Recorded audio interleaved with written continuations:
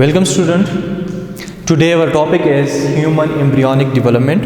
This is very important topic from chapter number 21, development and aging. And this topic we will study about establishment of pregnancy and gestation period. ये topic belong करता है long question number 4 of your exercise. First of all, we are going to discuss establishment of pregnancy. Establishment of pregnancy में सबसे पहले हम discuss करेंगे fertilisation कि fertilisation कैसे होता है और कहाँ पर होगा। तो फर्टिलाइजेशन का मतलब है कि जब स्पर्म एंड एग आपस में मिल जाए, फर्टिलाइजेशन करें, कंबाइन हो जाए, तो उस प्रोसेस को हम क्या कहते हैं? फर्टिलाइजेशन कहते हैं या कंसेप्शन कहते हैं। ठीक, ये एग और स्पर्म जब मिल जाता है तो हमारे पास बन जाता है एक जाइगोट बन जाता है। जाइगोट कन्वर्ट होता है फिर एम्ब्रियोनिक डेवलपमेंट में, जो हम यहाँ पर डिस्कस करेंगे। लेकिन यहाँ पर जो जाइगोट है फीटस में, और फिर ये फीटस बाद में कन्वर्ट होता है एक एडल्ट में। तो ये जितनी भी जर्नी है फर्टिलाइजेशन से स्टार्ट होकर एक एडल्ट फॉर्मेशन तक, ये पूरा प्रोसेस हम पढ़ेंगे इस टॉपिक में। सबसे पहले यहाँ पर एक बहुत इंपॉर्टेंट एमसीक्यू है कि फर्टिलाइजेशन कहाँ पर होता है। तो फर्टिलाइजेशन होता है कि प्रॉक्सिमल पार्ट ऑफ ओविडक्ट होता है। इस डायग्राम में देखें ज़रा, यहाँ पर ये यूट्रस है, ठीक, ये ब्लू में जो नज़र आता है यूट्रस है, ये रेड में ओवरीज है, ये सर्विक्स है, ओपनिंग ऑफ द यूट्रस, ये क्या है? ओविडक्ट। ओविडक्ट के ये वाले जो पार्ट है, ठीक, प्रॉक्सिमल पार्ट जो मैंने एक्सप्लेन किया था डिटेल में रिप्रोडक्टिव सिस्टम्स में, ये प्रॉक्सिमल पार्ट फर्टिलाइजेशन, नॉर्मली जो हम कहते हैं फर्टिलाइजेशन या कंसेप्शन होता है इस पार्ट में, proximal part of the oviduct में होता है। ठीक, तो ये एमसीक्यू नोट करें। फिर कहते हैं कि एस्टेब्लिशमेंट ऑफ प्रेगनेंसी का मतलब क्या है।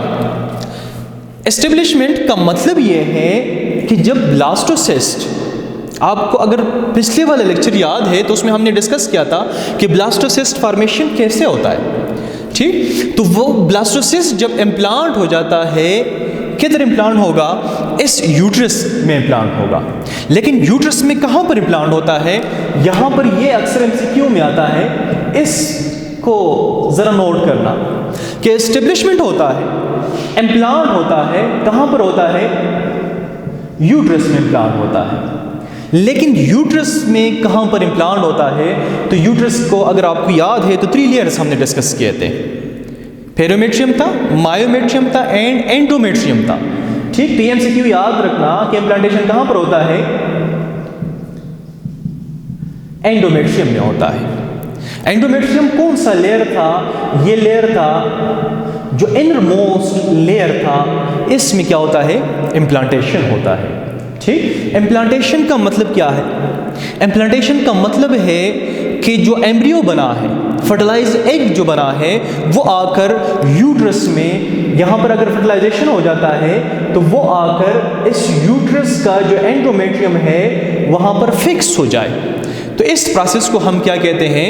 इस प्रोसेस को हम कहते हैं इम्प्लांटेशन कहते हैं। जब इम्प्लांटेशन हो जाता है ब्लास्टोसिस्ट का, तो यहाँ पर स्टॉप हो जाता है मेंस्ट्रुअल साइकिल। लेकिन क्वेश्चन है कि Y menstrual cycle stop?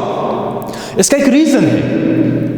Reason ये है कि जो ब्लास्टोसिस्ट के ट्रोपोब्लास्टिक सेल्स है, अगर आपको याद है तो इस तरह का एक स्ट्रक्चर हमने बनाया था कि ऊपर वाले जो सेल्स थे वो इनर सेल मास था, और नीचे वाले जो सेल्स थे ये इनर सेल मास था, और ये वाला कौन सा था? ट्रोपोब्लास्ट, ठीक, या ट्रोपोब्लास्टिक सेल्स था। तो ये जो ट्रोपोब्लास्टिक सेल थे, इसके फंक्शन मैंने आपको बताया था कि इसका फंक्शन क्या है, कौन कौन से हार्मोन्स ये रिलीज करता है या कौन से मटेरियल ये रिलीज करता है। उनमें से एक जो था वो क्या था, वो HCG था, कि ये जो ट्रोपोब्लास्ट है ये रिलीज करता है HCG। HCG stand for what, human chorionic gonadotropin. इस हार्मोन्स का काम क्या है, इस हार्मोन का ये फंक्शन है कि ये एक्ट करता है, किस चीज के ऊपर एक्ट करेगा, ये एक्ट करेगा कार्पस लूटियम के ऊपर एक्ट करेगा। And what is corpus luteum? Corpus luteum ये वो स्ट्रक्चर है कि जब फॉलिकल से, जहां से एग रिलीज हुआ, तो वो रप्चर फॉलिकल कन्वर्ट हो जाते हैं एक स्ट्रक्चर में जिसको हम क्या कहते हैं, कार्पस लूटियम कहते हैं। जब कार्पस लूटियम मतलब कि वहां से एग रिलीज हुआ है, तो इसका फंक्शन में हमने डिस्कस किया था पिछले लेक्चर में कि कार्पस लूटियम रिलीज करता है, क्या चीज रिलीज करेगा, एक टाइप ऑफ हार्मोन। उस हार्मोन को हम क्या कहते हैं, प्रोजेस्टेरोन कहते हैं। कौन से हार्मोन? प्रोजेस्टेरोन हार्मोन कहते हैं। ये प्रोजेस्टेरोन हार्मोन के फंक्शन में हमने ये बात डिस्कस की थी कि प्रोजेस्टेरोन क्या करता है, ये मेंटेन करता है एंडोमेट्रियम को, मतलब कि ये inner wall of the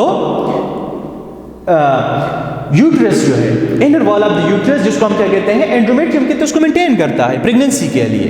for example यहाँ पर हम कहते हैं कि अगर एग आया, इम्प्लांट हुआ एंडोमेट्रियम में, अब अगर मेंस्ट्रुअल साइकिल स्टार्ट हुआ तो वो एंडोमेट्रियम के जो 2 लेयर्स थे, ठीक, तो वो क्या होता है, वो डीजेनरेट हो जाता है, जिसमें अभी वेसल्स नहीं होते परमानेंट, वो क्या हो जाता है, डीजेनरेट हो जाते हैं, और फिर यहाँ से क्या हो जाता है, रिमूव हो जाता है in the form of menstrual flow, bleeding start हो जाती है, ठीक। तो अगर यहाँ पर एक आकर इम्प्लांट हुआ, फिर इस एंडोमेट्रियम का डीजेनरेशन नहीं होना चाहिए। अगर फिर भी इस एंडोमेट्रियम का डीजेनरेशन हुआ तो फिर क्या हो जाएगा, जो फर्टिलाइज एग है या हमारे जो एम्ब्रियो है वो क्या हो जाएगा, वो भी रिलीज हो जाएगा बॉडी से। तो इसके लिए ज़रूरी है कि प्रोजेस्टेरोन हार्मोन रिलीज हो जाए। प्रोजेस्टेरोन हार्मोन मेंटेन करता है एंडोमेट्रियम को कि वो डीजेनरेट ना हो। दूसरी बात, एक फंक्शन ये हुआ, दूसरा फंक्शन इसका ये है, एक तो ये हुआ, दूसरा फंक्शन इसका ये आ गया कि स्टॉप करता है release of FSH, follicle stimulating hormones, ठीक, जो हार्मोन्स में हमने पढ़ा था केमिकल कोऑर्डिनेशन में, और इसका फंक्शन मैंने आपको बताया था। इसका फंक्शन क्या है, इसका फंक्शन ये है FSH, फॉलिकल स्टिमुलेटिंग हार्मोन। ये फॉलिकल को स्टिमुलेट करता है, किस काम के लिए स्टिमुलेट करता है, ये स्टिमुलेट करता है कि जो फॉलिकल है कि वहां से एग क्या हो, रिलीज हो। अब यहां पर इसका स्टॉप होने का मतलब क्या है, Why to stop the release of FSH hormone? यहां पर स्टॉप होने का मतलब ये है, मकसद ये है कि जब यहां पर यूट्रस के एंडोमेट्रियम में एग आकर इम्प्लांट हुआ और उस एग में फर्टिलाइजेशन, उस एग में डेवलपमेंट स्टार्ट हो गया, तो अब दूसरे एग ने रिलीज नहीं होना। अगर दूसरा एग बाई चांस रिलीज हो जाए तो फिर वो एग भी फर्टिलाइज हो जाएगा, ठीक, तो फिर प्रेगनेंसी में प्रॉब्लम होंगे। तो वहाँ इस वजह से FSH का रिलीज स्टॉप हो गया कि न्यू जो दूसरा एग है वो मैच्योर ना हो, दूसरा एग रिलीज ना हो। क्यों, वाई? इस वजह से कि पहला जो एग है वो रिलीज हो चुका है, वो फर्टिलाइज हो चुका है, वो एम्ब्रियो में कन्वर्ट हो चुका है, उसमें एम्ब्रियोनिक डेवलपमेंट स्टार्ट हो चुका है। तो नेक्स्ट दूसरा एक रिलीज ना हो, इस वजह से FSH हार्मोन रिलीज होते हैं, ठीक। तो यहाँ पर जो प्रोजेस्टेरोन है इसका बहुत इंपॉर्टेंट रोल है, क्योंकि आपने मेंस्ट्रुअल साइकिल में पढ़ा था कि in the last of menstrual cycle progesterone level decrease, and when progesterone level decrease FSH level increase.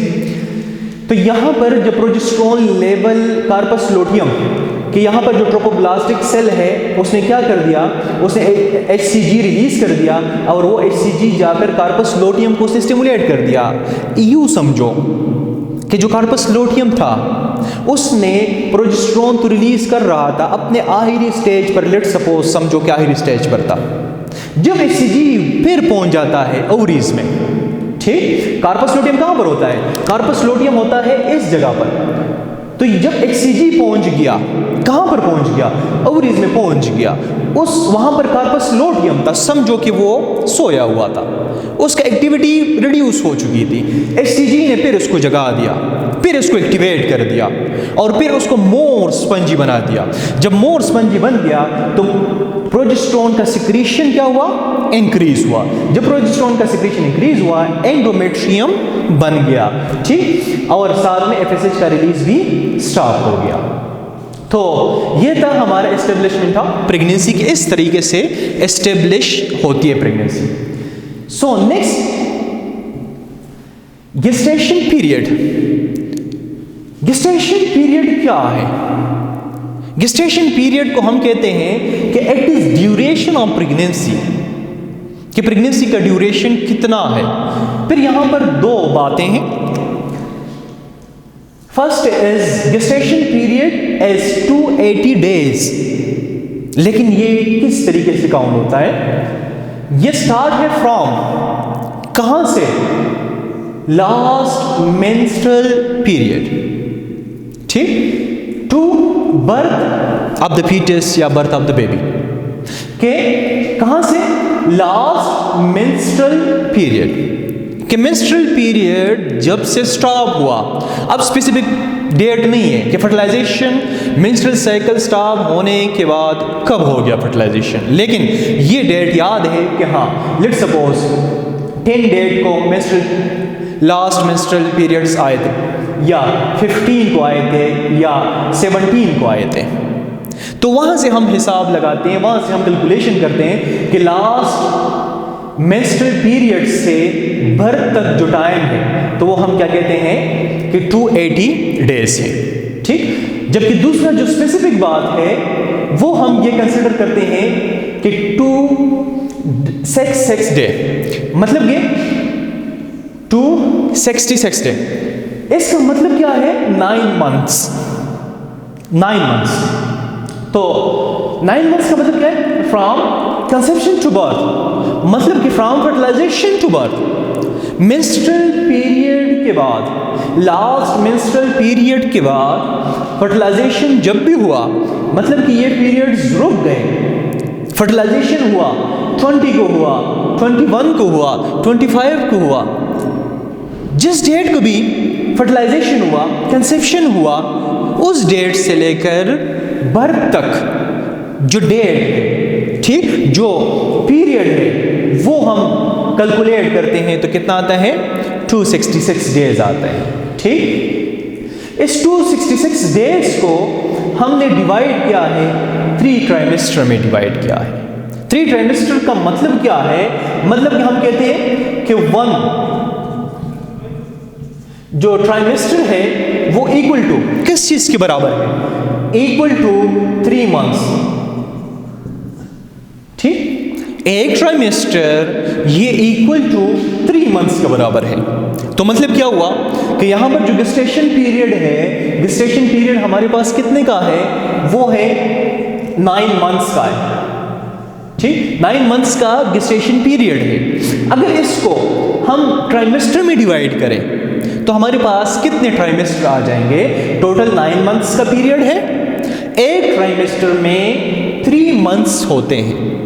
तो अगर इस कैलकुलेशन के हिसाब से देखें तो हमारे पास कितने ट्राइमेस्टर आ जाते हैं? 3 ट्राइमेस्टर आ जाते हैं, ठीक। 3 ट्राइमेस्टर हमारे पास आ जाते हैं और हर एक ट्राइमेस्टर ये भी 3 मंथ का होगा, ये भी 3 मंथ का होगा और ये भी 3 मंथ का होगा। तो ये टोटल हमारे पास कितने बन जाते हैं? 9 मंथ बन जाते हैं, ठीक। अब हम एक एक को डिस्कस करते हैं कि फर्स्ट ट्राइमेस्टर में क्या होगा, सेकेंड ट्राइमेस्टर में क्या होगा एंड थर्ड ट्राइमेस्टर में क्या होगा।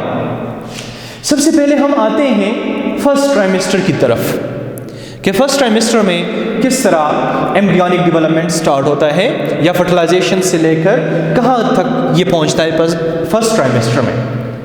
तो ये हमारा जो टॉपिक है 2.2 आया क्योंकि उस हिसाब से नंबरिंग दी हुई है। फर्स्ट मंथ से हम स्टार्ट लेते हैं। First month of the first trimester. ये स्टार्ट कहाँ से होता है, ये डेट याद रखना कि first trimester start from last menstrual जो पीरियड था, और कहाँ तक स्टार्ट होगा, 13 वीक ऑफ प्रेगनेंसी, वहाँ तक ये कंटिन्यू रहता है। ये डिवाइड है 3 मंथ्स में, फर्स्ट मंथ, फिर सेकेंड एंड थर्ड मंथ, वो वहाँ पर मैं डिस्कस करूँगा।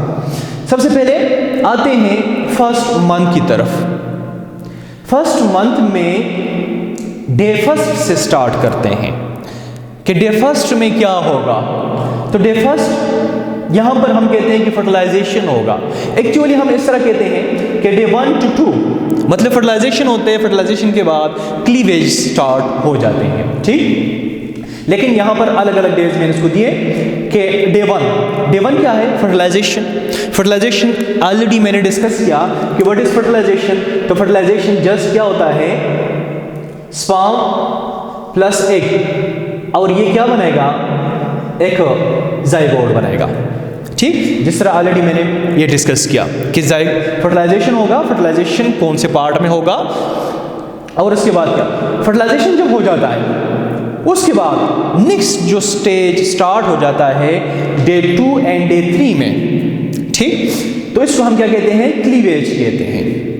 क्लीवेज कौन सा प्रोसेस है, क्लीवेज हम कहते हैं कि डिवीजन ऑफ फर्टिलाइज्ड एग। जो एग फर्टिलाइज हुआ, अब उस एग का डिवीजन स्टार्ट होना है, उस एग ने डिवाइड होना है, ठीक। तो इस डिवीजन को हम क्या कहते हैं, क्लीवेज कहते हैं। उस डिवीजन को क्या कहेंगे, क्लीवेज कहेंगे। तो इस क्लीवेज में ये होगा कि लेट्स सपोज हमारे पास एक सेल है, ठीक। ये ऑलरेडी हम डिस्कस कर चुके हैं प्रीवियस लेक्चर में, लेकिन यहाँ पर क्या करता है, इसको मैं रिवाइज कर रहा हूँ। एक सेल ये डिवाइड हो जाता है कितने में, 2 सेल्स में डिवाइड हुआ। 1 सेल डिवाइड इनटू 2 सेल्स, जिसको हम क्या कहते हैं, फर्स्ट क्लीवेज कहते हैं। क्या कहते हैं, ये हमारे पास आ गया फर्स्ट क्लीवेज आ गया। फिर नेक्स्ट क्या होगा कि जो 2 सेल्स है सेकेंड क्लीवेज में ये कन्वर्ट हो जाएंगे कितने सेल्स में, ये कन्वर्ट हो जाएंगे 4 सेल्स में कन्वर्ट हुए, और ये हमारे पास आ गया सेकेंड क्लीवेज आ गया। फर्स्ट क्लीवेज में 2 सेल्स बने, सेकेंड क्लीवेज में हमारे पास क्या बने, 4 सेल्स बन गए। अब थर्ड क्लीवेज में अगर यहाँ पर 4 है तो थर्ड क्लीवेज में हमारे पास कितने सेल्स बन गए, थर्ड क्लीवेज में हमारे पास बन जाते हैं 8 सेल्स बन जाते हैं, ठीक। मतलब 4 ये है और 4 समझो कि इसके बिल्कुल बैक साइड पर इस तरह के सेल्स बन गए, ठीक। 4 सेल्स बन गए, 4 से 8 बन गए। यहाँ पर 1 cell, 2 cell, 4 cell, 8 cell. 8 cell में फिर फोर्थ क्लीवेज में ये कितने में कन्वर्ट हो जाते हैं, ये कन्वर्ट हो जाते हैं 16 सेल्स में कन्वर्ट हो जाते हैं। कितने में कन्वर्ट हुए, 16 सेल्स में कन्वर्ट हुए। और 16 सेल्स में जब कन्वर्ट हुए तो इसको हम एक नाम लेते हैं, इसको हम क्या कहते हैं, मोरुला कहते हैं। क्या कहते हैं, मोरुला, ठीक। ये मतलब within a single membrane, within a single membrane cells का अमाउंट कितने तक पहुंचा, कितने सेल्स बन गए, हमारे पास बन गए 16 सेल्स बन गए। तो इसको हम क्या कहते हैं, उस स्टेज को हम कहते हैं मोरुला। यहाँ पर एक बहुत इंपॉर्टेंट एमसीक्यू आता है, और इस एमसीक्यूज में ये पूछते हैं कि एम्ब्रियनिक डेवलपमेंट में जब फर्टिलाइजेशन हो जाता है तो सेल डिवीजन कहाँ पर सबसे ज़्यादा तेज़ या रैपिड होता है। तो हम क्या कहते हैं कि क्लीवेज में सबसे ज़्यादा या रैपिड डिवीजन होता है, कि इंक्रीज होता है नंबर ऑफ सेल्स, ठीक। फिर इसके बाद डे 4 पर क्या होगा, डे 4 पर होगा कंपैक्शन एंड सेल डिफरेंशिएशन, ठीक। ये भी हम डिस्कस कर चुके हैं। कंपैक्शन मतलब कि सेल एक खास सीक्वेंस से अरेंज हो जाते हैं, कम्युनिकेट करते हैं, कनेक्शन बना लेते हैं। एंड सेल डिफरेंशिएशन, तो सेल डिफरेंशिएशन का मतलब है कि डिफरेंट सेल्स डिफरेंट पार्ट बनना स्टार्ट कर देता है। मतलब कि कुछ सेल क्या बनाएगा, कि कुछ सेल्स बनाएगा इनर सेल मास बनाएगा, और कुछ सेल्स क्या बनाएगा, कुछ सेल्स बनाएगा ट्रोपोब्लास्ट बनाएगा, ठीक। सेल डिफरेंशिएशन का मतलब है कि कुछ सेल डिफरेंशिएट हो जाता है and to what, and to inner cell mass and some differentiated into trophoblast, ठीक, जो पिछले लेक्चर में हमने डिटेल में पढ़ा था। ठीक, फिर